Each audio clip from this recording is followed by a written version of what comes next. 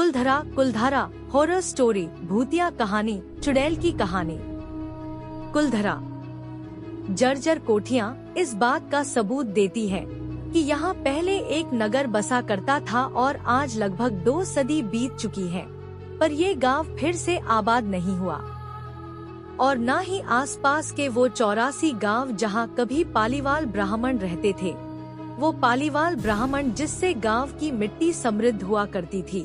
तो फिर ऐसा क्या हुआ जो रातों रात ये गांव खाली हो गया? क्यों आज 200 साल बाद भी लोग शाम के 6 बजे के बाद वहां जाने से कतराते हैं? आखिर कुलधरा के इतिहास में ऐसा क्या धंसा जिससे लोग आज भी खौफ खाते हैं? क्यों दिन में भी लोगों को वहां चूड़ियों की खनन और पायलों की आवाजें सुनाई देती हैं? क्या ये सब आप नहीं जानना चाहेंगे? मैं मिल गया। अब तक की कुलधरा की सारी बातें मैं अपने मोबाइल के सोशल मीडिया प्लेटफॉर्म पर सुन रहा था। आसपास में बैठे उसके बाकी दोस्त भी उसका चिल्लाना सुन उसकी तरफ आकर्षित हो गए। उसमें से ही एक, आदित्य, ने मुझसे कहा, आदित्य, क्या मिल गया ऐसा जो तू चिल्लाने लगा? मैं, अरे आदित्य, बता रहा हूँ ना, एक ऐसा कॉन्सेप्ट मिल गया है जिससे हमें एक बड़ा हिट मिल सकता है। जैसलमेर का एक गांव जहाँ से रातों रात 5000 लोग गायब हो गए थे। अभी प्रबल ने अपनी बात पूरी की ही थी कि सोया बोल पड़ी। सोया, तुम कुलधरा की बात कर रहे हो ना प्रबल? उसकी बात पर प्रबल एकदम रोमांटिक अंदाज में कहता है, Prabal, yes my dear baby, you got it very right. तभी बात में खलल देते हुए विमान कहता है, विमान, क्या यार, तुम लोग भी पुराने जमाने के गांव में फंसे हो? आजकल ओइजा का ट्रेंड है। इस रूम में बैठे बैठे हम आसपास की आत्माओं से बात कर सकते हैं।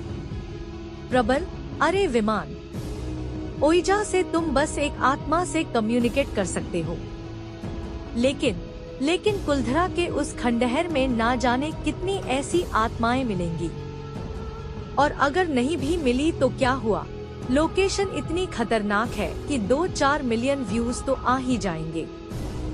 प्रबल की इस बात पर आदित्य ने हंसते हुए कहा, आदित्य, दिन में क्या ही फुटेज मिलेगा?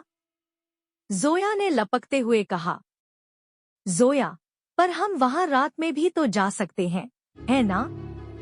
ये कहते हुए जोया की आंखों में एक अजीब सी चमक थी, जैसे कि वो कुलधरा जाने को बेताब हो। पर उसकी बात सुन के सभी के माथे पे पसीना चमकने लगा, क्योंकि भले ही वो हॉरर कंटेंट बना रहे थे, पर उनमें अभी इतनी हिम्मत नहीं थी कि वो वहाँ जाए, वो भी रात में, जहाँ 2 सदी से कोई भी नहीं गया। और अगर हिम्मत हुई भी तो जाएंगे कैसे?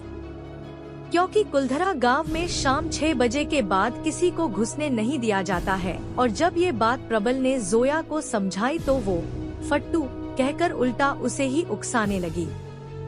विमान को लगा कि यही मौका है जब जोया की नजर में हीरो बन सकता है, इसीलिए उसने कहा, विमान, जोया, छोड़ो इन फट्टुओं को। मैं तो कहता हूँ सिर्फ मैं और तुम चलते हैं और किसी भी तरह अंदर चले ही जाएंगे। विमान की बात सुन प्रबल भी चोरी छुपे कुलधरा गांव में घुसने के लिए मान जाता है, क्योंकि वो नहीं चाहता था कि विमान और जोया थोड़ा भी करीब आए। अगली सुबह सभी गाड़ी में कुछ जरूरी सामान लेकर कुलधरा के लिए निकल जाते हैं। वहां पहुंचने से कुछ किलोमीटर पहले उन्हें कुलधरा का एक साइन बोर्ड दिखाई देता है और उसके थोड़ी दूर आ गई एक बुढ़िया, जिसके पास पहुंचते ही प्रबल गाड़ी रोक देता है। गाड़ी का शीशा नीचे कर जैसे ही जोया उस बूढ़ी औरत की तरफ देखती है तो सख्त लहजे में उनसे कहती है, बुढ़िया, क्यों आई है यहाँ? चली जा यहाँ से, तेरी वजह से ये भी मारे जाएंगे। उसकी इस खतरनाक आवाज को सुन प्रबल ने गाड़ी को आगे बढ़ा दिया और जोया से कहने लगा, प्रबल, लगता है तुम्हारी दूर की वासी है, बहुत दिन से मिली नहीं है, इसलिए तुमसे गुस्सा है। उसकी बात से सभी गाड़ी में हंस पड़ते हैं, पर जोया की नजर गाड़ी के बैक मिरर पर जाती है जिसमें वो बूढ़ी औरत को देख रही थी। पर देखते ही देखते काले धुएं में वो बूढ़ी औरत गायब हो जाती है। कुलधरा गांव के दरवाजे पर पहुंचते ही चादर ओढ़े एक आदमी ने गाड़ी को रोक दिया और अंदर जाने के लिए कुछ पैसे लेते हुए कहने लगा, आदमी शाम 6 से पहले लौट आइएगा, क्योंकि उसके बाद दरवाजा बंद हो जाएगा, क्योंकि उसके बाद तो यहाँ कुत्ते भी भौंकते हुए नहीं मिलेंगे। प्रबलो गाड़ी को अंदर ले लेता है और कहता है कि वो टेंशन ना ले, क्योंकि ये चारों दोस्त तुरंत अंदर जाकर वापस आ जाएंगे। लगभग 5 बजे के बाद वो गाड़ी बिना कहीं रोके कुलधरा गांव से बाहर निकल जाती है। वहाँ के लोग भी वहाँ से घूम के जा चुके थे, इसीलिए ठीक 6 बजे उस आदमी ने कुलधरा गांव का दरवाजा बंद कर दिया और फिर बिना पीछे मुड़े वहाँ से चलता बना। धीरे धीरे रात के अंधेरे ने कुलधरा गांव को घेरना शुरू कर दिया था, पर ना जाने क्यों प्रबल वापस से यहाँ पहुँच गया। लेकिन गाड़ी से सिर्फ प्रबल और आदित्य बाहर निकले। एक के हाथ में हथौड़ा तो दूसरे के हाथ में कैमरा था, जिससे वो दुनिया भर को ये दिखाना चाहते थे कि वो है असली फियर डेविल्स, जो कुलधरा जैसे हॉन्टेड विलेज में भी रात गुजार सकते हैं। इधर वो दोनों दरवाजा का ताला तोड़ रहे थे ताकि वहां पहुंच सके जहां उन्होंने जोया और विमान को छोड़ा था, ताकि वो शाम 6 बजे से उनके पहुंचने तक का शॉट ले सके। उन दोनों ने कुलधरा गांव के अंदर जगह जगह पर कैमरे सेट कर दिए ताकि पूरे रात की एक्टिविटी कैमरे में कैद हो सके और विमान को भी अच्छा मौका मिल गया। वो जोया को अपने दिल की बात कह सके, इससे पहले कि वह पूरी तरह से प्रबल की हो जाए। दोनों अंदर अंदर घूमते घूमते उस घर तक पहुंच गए थे जहां से इस गांव के खाली होने की कहानी जुड़ी थी। जोया ने जैसे ही इस घर की चौखट पर पांव रखा, हवा का तेज झोंका चलने लगा। बंद अंधेरे कमरे से चमगादड़ों का झुंड निकलने लगा और चौखट पर खड़ी जोया के लहराते बाल ने उसके सुंदर रूप को विकराल बना दिया। वैसे तो विमान सभी चीजों से खुद डर चुका था, पर जोया के सामने हीरो बनने के लिए वह कहता है, विमन, जोया तुम डरना मत, मैं हूँ तुम्हारे साथ।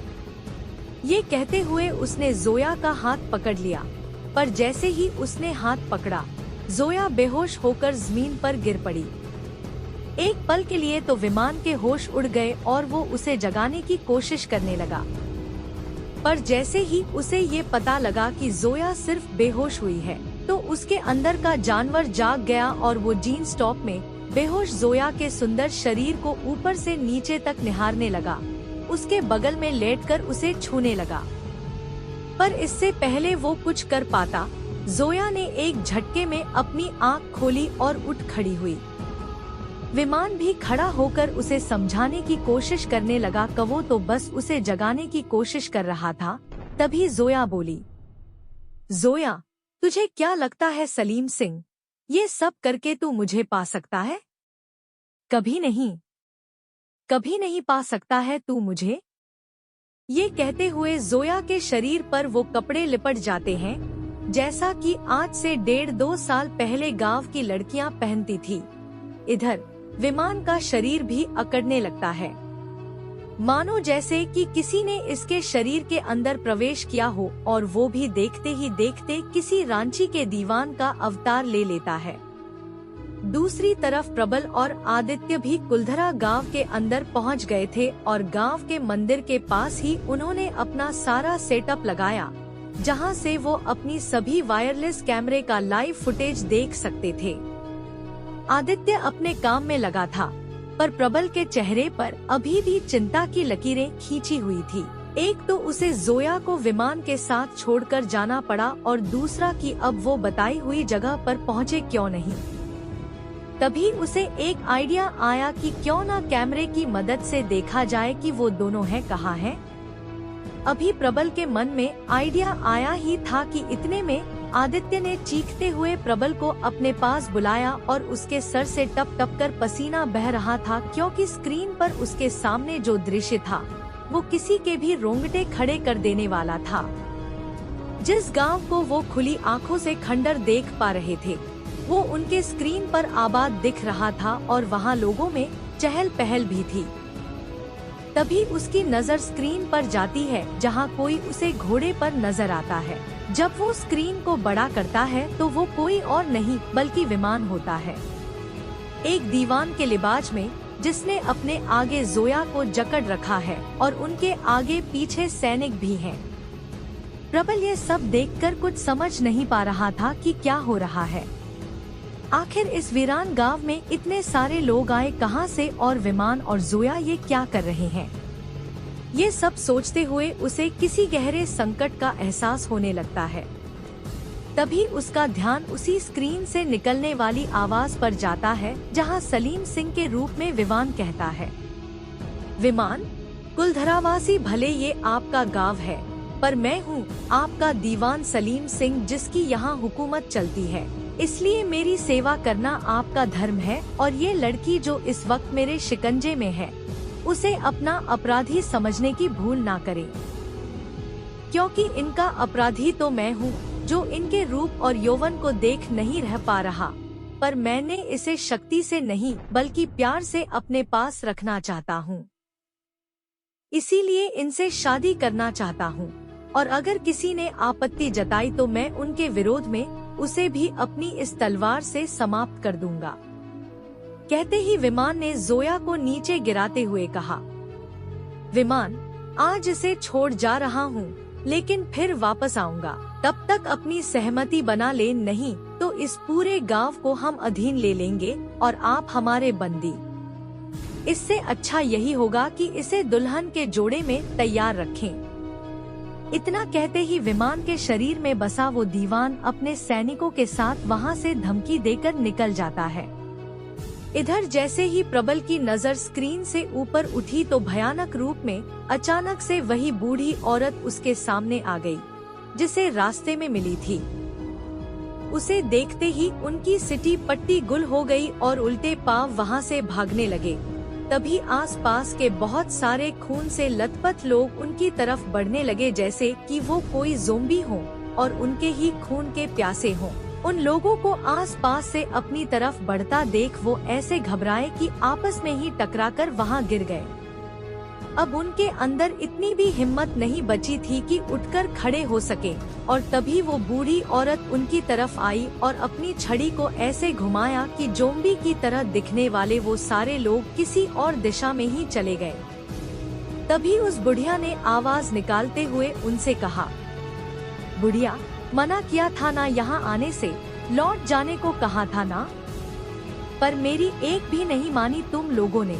उसकी बात सुनकर प्रबल को विश्वास हो गया कि वही है जो उसे यहाँ से बचाकर निकाल सकती है। इसीलिए वो उसके सामने गिड़गिड़ाकर पूछने लगा कि ये सब क्या हो रहा है और हम कैसे बचें।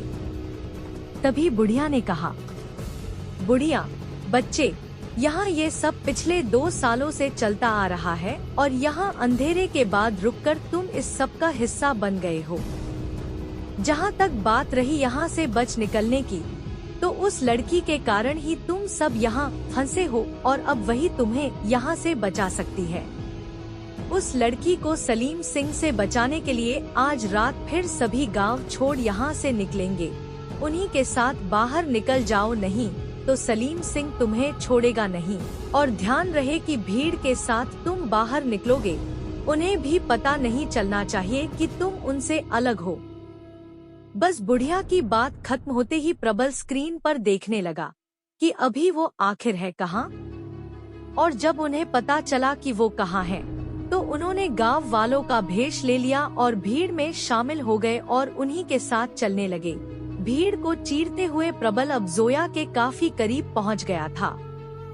तभी उसने देखा कि जोया की आंखों में आंसू हैं और चेहरे पर शर्मिंदगी भी, जैसे कि उसकी वजह से ही इस पूरे गांव को अपना सब कुछ छोड़कर जाना पड़ रहा है। तभी प्रबल को भीड़ से हलचल की आवाज सुनाई दी। वहां पहुंचकर उसने देखा कि आदित्य के हाथ में मोबाइल था और इस अजीब चीज को देख गांव वालों को ये पता लग गया कि वो कोई बहरूपिया है या सलीम सिंह का कोई जासूस। इसीलिए उस भूतिया गांव वालों ने एक एक करके उसको मारना शुरू कर दिया। इससे पहले कि प्रबल कुछ कर पाता, आदित्य ने खुद की जान ले ली ताकि प्रबल किसी की नजर में ना आए।